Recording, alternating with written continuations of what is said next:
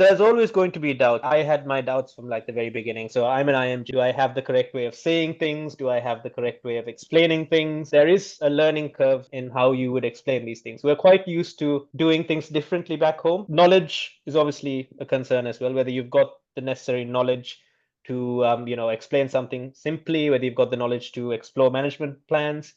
I think that was another doubt, whether I had enough knowledge to sort of go about it. The major doubt I had was, number one, should I even sit the exam?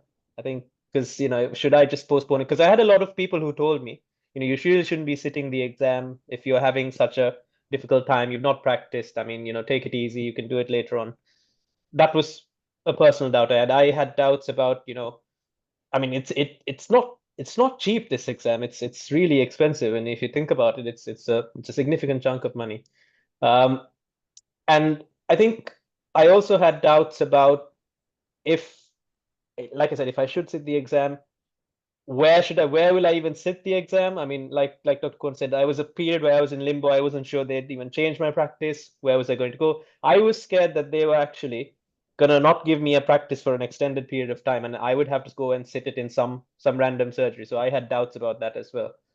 Um, but I think the important thing is, like Dr. Kwun said, I mean, you have to focus on the things you can control. So in my case, what I could control was the fact that I could continue practicing my cases, continue doing the one-on-ones, continuing sort of reading up on the management plans and doing these, even though I wasn't really, seeing patients. I think I focused on what I could do. And I think despite everything that happened, that actually helped my mental health a lot as well, because I was focusing on what I could do and there was achievement there.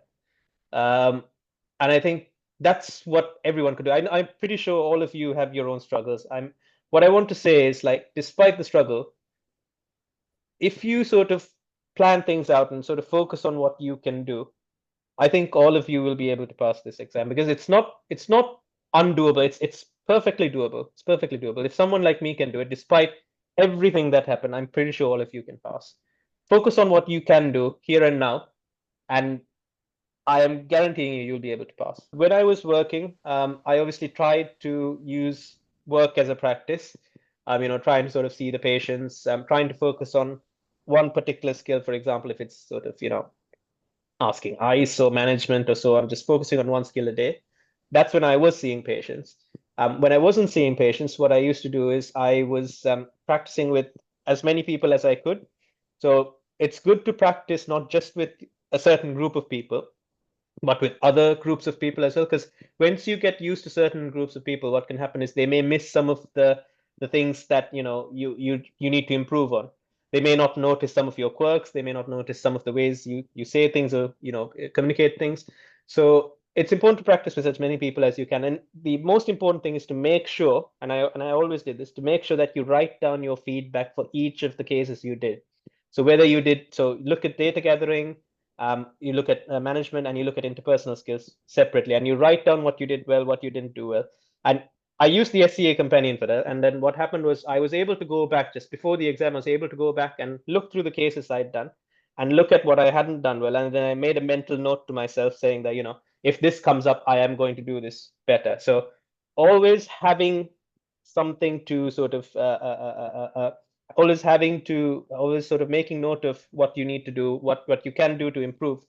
Very, very important. And I think that was another thing. And obviously the one-to-ones really helped. Reading up about some of the conditions, that's important, because you need to have weapons in your arsenal as such. Because if you're discussing management plans, you need to know what the plans are. So knowledge is very important. You need to know what the first option, second option, third option is, because most likely they're going to say, oh, I don't like to do this. And then you need to be armed with other options in order to sort of present them to the patient. And I think once you know those options, you become much more confident as well. Nothing can phase you. And I think that was important. So on the days I wasn't practicing, I was reading things up. So I was always working towards the exam, be it either practicing or be it either sort of reading up. So I think these things build up over time. And I think that's what happened to me. I built it up to a point where I could sort of face the exam with confidence. And I think every day, do something every day towards the exam. And I think that's the best thing. That's the best advice I can give you. I looked at the cases and I identified which one of these things I would feel uncomfortable with if I was going to discuss it with the patient.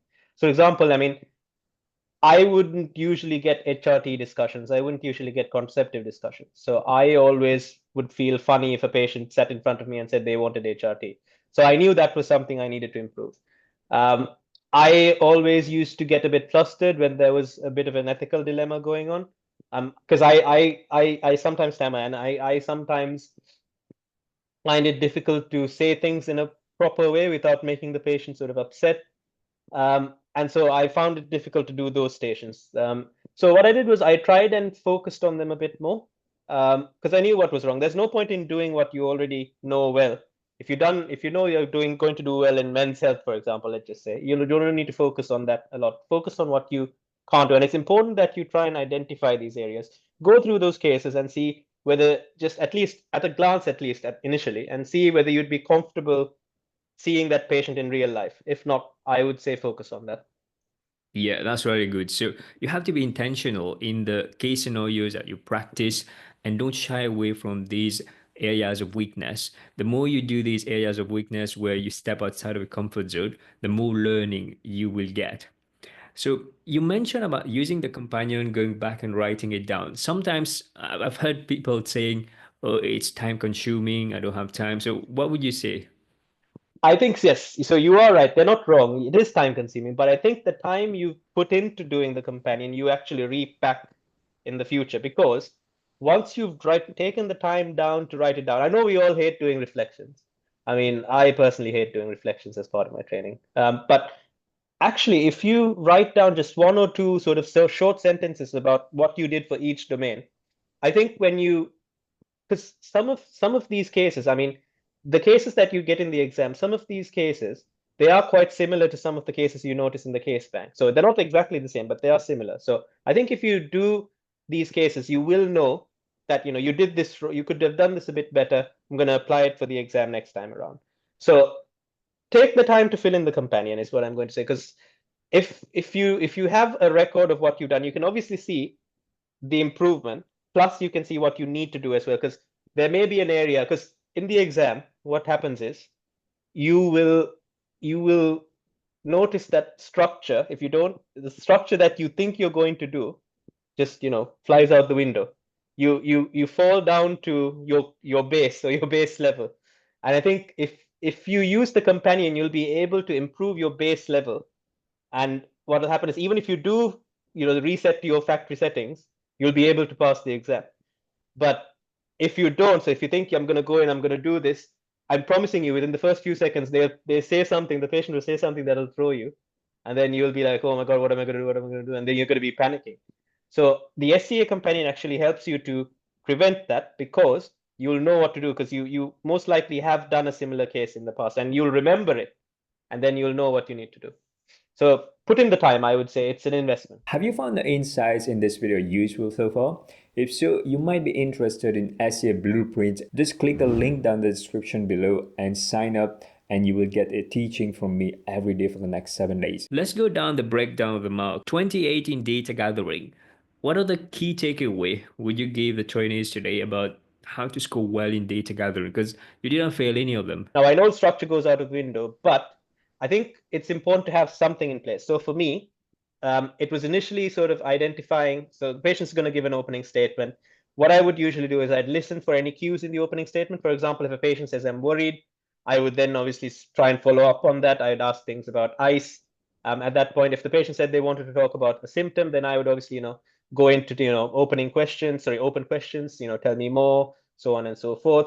I'd always try to acknowledge their concerns if they had something. So if they say, I'm really worried about this headache and it's been bothering my, I don't know, it's been bothering my sleep or something, I don't know. And then obviously I'd try to sort of show them some empathy in the first few minutes, because once you try and show them some empathy in the first few minutes, they're more likely to open up to you and give you more information rather than you try and show empathy later on.